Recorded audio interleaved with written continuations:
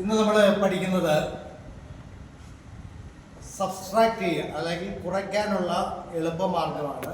അതായത് സാധാരണ ഏറ്റവും കൂടുതൽ കുട്ടികൾ ബുദ്ധിമുട്ടുന്നത് കുറയ്ക്കുന്നതിന് ആണ്. സാധാരണ നമ്മൾ ബുദ്ധിമുട്ടാണ് കടമെടുക്കുക, അവിടെ നിന്ന് എടുക്കുന്നു. ഇത് അങ്ങനെയൊന്നുമില്ല. നമുക്ക് താഴെയുള്ള സംഖ്യ നോക്കുക.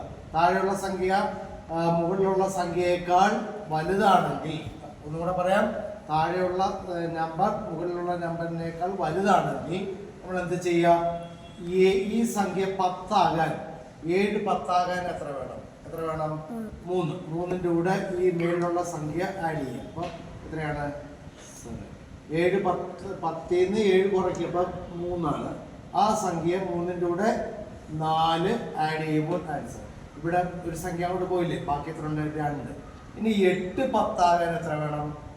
2. 2ന്റെ കൂടെ ഈ മുകളിലുള്ള സംഖ്യ കൂട്ടുക 4. അടുത്തത് നമ്മള് ഇവിടെ 5 ആണ് അല്ലേ. 9 10 ആകാൻ എത്ര വേണം? 1. 1ന്റെ കൂടെ ഈ മേലിലുള്ള സംഖ്യ കൂട്ടുക 6. ഇവിടെ എത്രയാണ്? 7 അല്ലേ. 7ന്ന് 5 കുറയ്ക്കുമ്പോൾ 2. വളരെ സിമ്പിൾ ആയിട്ട് നമുക്ക് കുറയ്ക്കാൻ പറ്റും. ഓക്കെ.